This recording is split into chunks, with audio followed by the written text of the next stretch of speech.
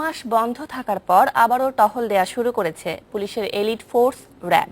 বুধবার সন্ধ্যা থেকে রাস্তায় নিরাপত্তা চৌকি বসিয়ে তল্লাশিও চালাচ্ছে বাহিনীর সদস্যরা। স্বরাষ্ট্র মন্ত্রণালয়ের নির্দেশে র্যাব এই দায়িত্ব পালন শুরু করেছে বলে জানিয়েছে র্যাব সদর দফতর।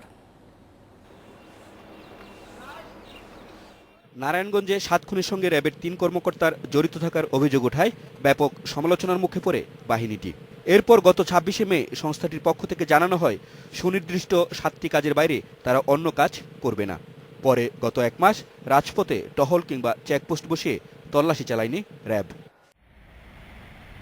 স্বরাষ্ট্র প্রতিমন্ত্রী জানান, রোজা ও ঈদ সামনে রেখে জনগণের নিরাপত্তার কথা বিবেচনা রেখেই এই সিদ্ধান্ত নেওয়া হয়েছে। অধিক রাত পর্যন্ত মার্কেটগুলি চলে, মার্কেটগুলির থেকে যাতে নিরাপদে নির্বিঘ্নে আমাদের সমস্ত নগরবাসীরা যাতে নির্বিঘ্নে বাড়ি ফিরতে পারে, এখনো ফিরছে।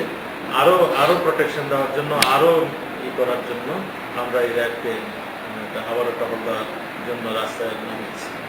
পরবর্তী নির্দেশ না দেওয়া পর্যন্ত র্যাবের এই দায়িত্ব অব্যাহত থাকবে বলেও জানান স্বরাষ্ট্র প্রতিমন্ত্রী। এটা প্রয়োজন মোতাবেক আমরা আরো যদি আমরা মনে করি যে আরো কিছুদিন থাকতে হবে, কিংবা যদি মনে করি যে অন্য কোনো, শুধু ঢাকা নয় এবং অন্য কোনো ডিস্ট্রিক্টে নিতে হবে, সেখানে আমরা যাবে। এখন আমাদের মেট্রোপলিটন সমস্ত সিটিগুলো আমরা এই ব্যবস্থা করছি। অভ্যন্তরীণ নিরাপত্তা নিশ্চিত, সশস্ত্র জঙ্গি ও সন্ত্রাসীদের আটক, অবৈধ অস্ত্র উদ্ধার, অন্যান্য আইনশৃঙ্খলা রক্ষাকারী বাহিনীকে সহায়তা করা সহ ৭টি সুনির্দিষ্ট দায়িত্ব দিয়ে ২০০৪ সালে র্যাব গঠন করা হয়। Masud Curzon, independent news, Dhaka.